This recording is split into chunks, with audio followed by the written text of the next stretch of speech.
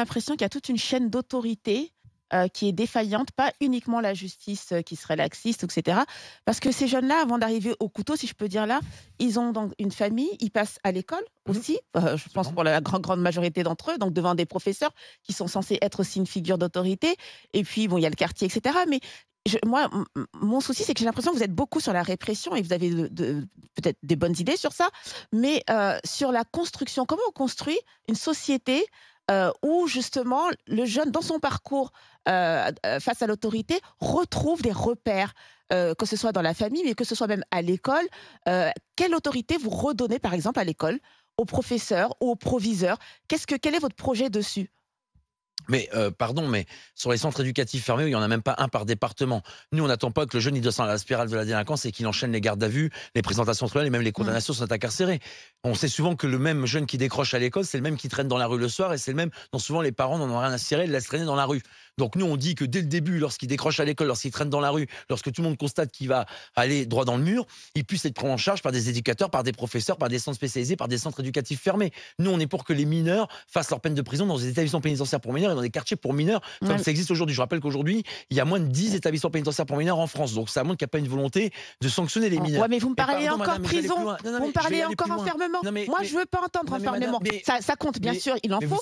Mais moi, ce que je veux savoir, c'est comment vous réformez l'école pour que justement, on n'ait pas à avoir autant de jeunes dans des centres. Il y a beaucoup à dire, madame. Oui, donc qu'est-ce que vous faites justement pour créer une école où le jeune puisse justement avoir des repères? Moi, je vais vous donner mon intime conviction sur les mineurs. On ne réussira rien sans les parents. Et je suis désolé, quand on fait des gosses, on les assume. Et si on n'est pas capable d'assumer les gosses qu'on fait, on n'en fait pas. Voilà. Depuis 40 ans, la gauche et l'extrême gauche sont dans la culture de l'excuse, la culture de on n'a pas de moyens, la culture on vient d'un quartier, la culture on est élevé seul par un parent. Moi, j'ai été dans tous ces cas-là et pourtant je suis pas devenu un voyou. Et ma mère m'a élevé seul. Et pourquoi? Parce qu'il y a eu une éducation, il y a eu de la fermeté et parce que je savais qu'à la maison, j'en prenais deux si je parlais mal aux professeurs, aux policiers. Donc moi, je dis simplement que sur l'éducation des parents, si les parents laissent traîner les gosses, si les parents démissionnent, ils doivent pas bénéficier de la solidarité nationale. La solidarité nationale, ça s'hérite pas, ça se mérite. Donc les logements sociaux, les allocations, les subventions, les aides éducateurs, les investissements dans les cités. Donc vous n'avez qu'un projet répressif. Mais non, je dis pas que c'est pas utile, mais vous n'avez qu'un volet répressif. Mais vous avez vu à Mantes-la-Jolie, à Grenoble, on investit dans des bibliothèques, dans des écoles, dans des équipements publics, ils brûlent tout. Alors pas la majorité des gens qui habitent, mais les gamins, ils viennent pas de Mars ou de Jupiter. Mais vous, monsieur le commissaire, vous avez travaillé, vous avez une expérience, mais la plupart des responsables du RN, ils n'ont pas travaillé. Votre grand chef, monsieur Bardella, moi j'ai imprimé son CV, la page elle est restée blanche, il a jamais travaillé. Ah oui, bah dites donc, vous voulez qu'on imprime les CV de monsieur Macron et de monsieur Hollande? Ils ont des grands...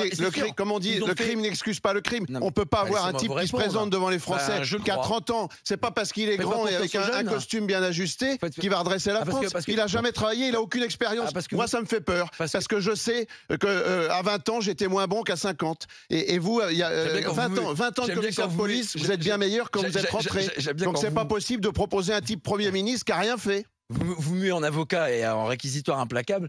Je savais pas que vous avez des talents dans ce domaine-là, mais monsieur de Villiers, pardon, mais pour M. Bardella, vous dites avec un costume bagné, pourquoi il faut qu'il s'habille comme un pouilleux? Non. D'accord, ok. Pas de raison. L'Élysée n'est pas un centre de formation continue. Vous savez, monsieur de Villiers, vous avez eu trop l'habitude, et ça déteint sur vous, de voir des élus d'extrême gauche en t-shirt, en basket, en tenue. Non, mais c'est pas la question. Parce que le respect à l'école, comme le respect à la société, ça commence par la tenue, ça commence par le comportement, ça commence par le respect des règlements. Mais ah bon? L'habit ne fait pas le moine. Le costume ne fait pas le Premier ministre. Mais pourquoi monsieur Macron et monsieur Hollande qui ont fait l'ENA, qui ont fait des grandes écoles, qui ont fait des grandes entreprises, vous avez l'impression qu'ils ont mené la France? Non, mais ça, c'est faire diversion par l'absurde. Mais pas du tout. Vous avez un vrai problème. Il faut des leaders expérimentés. Vous êtes compétent pour parler de sécurité. Mais monsieur Bardella, pour diriger la France, c'est pas possible. Je peux parler? J'ai l'impression d'entendre mes grands-parents le dimanche lorsqu'on mange à la maison, que la télé va trop fort et que comme ils veulent pas entendre parler, ils montent le son et qu'ils sont un peu réac. Soyez sympa, monsieur de Villiers, faites confiance aux gens. Quand on est député européen, on sait garder son calme. Mais moi, je sais garder mon calme. Je parle comme mais j'insulte personne. Moi, j'ai confiance en Bardella. Et d'ailleurs, c'est pas vous qui allez décider, c'est tous les Français. C'est votre chef, c'est normal. C'est le peuple. Non, mais c'est le peuple qui se décidera. J'aurais pu rester policier. Monsieur Bardella, je l'ai choisi. Il m'a proposé de le rejoindre avec Marine Le Pen. Je l'ai rejoint parce que j'ai confiance en lui, parce que je crois en lui, parce que moi, je le vois dans le privé. Il n'y a pas les discours à Bruxelles et les discours à Paris. Il n'y a pas les discours en public et en privé. Lui, vu que vous aimez les forces de l'ordre, il soutiendra tout le temps les militaires et policiers. Genre, oui, Monsieur Hollande. Oui, mais il devrait commencer par être chef de rayon dans un supermarché. Il devrait faire des petits boulots et revenir nous voir dans 20 ans quand il aura travaillé. Comme Monsieur Macron, il met la France dans le mur. Une proposition d'Emmanuel de Villiers que Jordan Bardella commence dans un supermarché. Pourquoi pas? Il monte les échelons. Moi, j'ai commencé comme surveillant d'externat. Moi, j'ai commencé par surveillant d'externat. Mais ça m'a aidé. J'ai fait mon service militaire à Coët-Quidan, puis comme officier en Guyane. J'ai monté toutes les marches. C'est-à-dire, si tu vas aller à l'Élysée en commençant dans un supermarché, ça va être long. C'est vrai que c'est curieux. Vous savez qu'il n'a pas fait des petits jobs, Monsieur De Villiers. Vous avez été respecté sa vie. Vous avez été faire le censeur d'extrême gauche. J'ai regardé. Écoutez, j'ai imprimé son CV. Ça m'a pris aucune encre. La feuille est ressortie blanche. Juste qui, Monsieur De Villiers? De votre chef. Les haineux et les rageux, il faut sur les réseaux sociaux parce que Monsieur Bardella, il a publié. Alors, puisqu'on parle de Jordan Bardella, justement, puisqu'on parle de Jordan Bardella, il est en déplacement en Israël. Ça ne ressemble pas, Monsieur De Villiers, d'être comme ça sur les attaques personnelles. Non, sur Bardella, il a toujours dit qu'il manquait d'expérience. Attendez, d'expérience, mais on peut s'abstenir de dire qu'il n'a pas fait de job d'été. Il a fait des jobs d'été quand il était étudiant. Vous vous rendez compte? On aura fait un job d'été pour devenir Premier ministre. Mais non, mais pas que ça, Monsieur De Villiers. Il a fait des jobs d'été. Non, mais vous vous rendez compte? Pourquoi c'est une honte?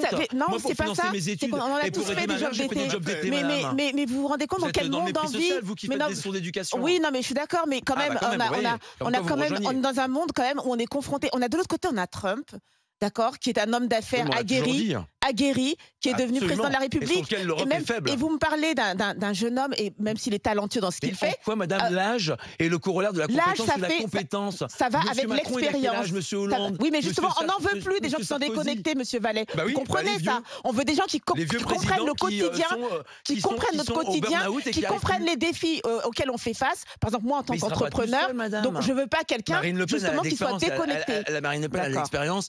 Oui, mais Premier ministre, il est à l'exécutif en tant que Premier ministre. Et son aîné et l'ancienneté de Marine Le Pen. Une dernière question, Mathieu Vallet, parce qu'il ne nous reste plus que 50 secondes. C'était le débat tout à l'heure dans les grandes gueules. Teddy Riner estime qu'il ne faut pas interdire le port du voile dans le sport, que tout se passe bien. Il voit dans d'autres cultures, dans d'autres pays qu'il n'y a pas de problème.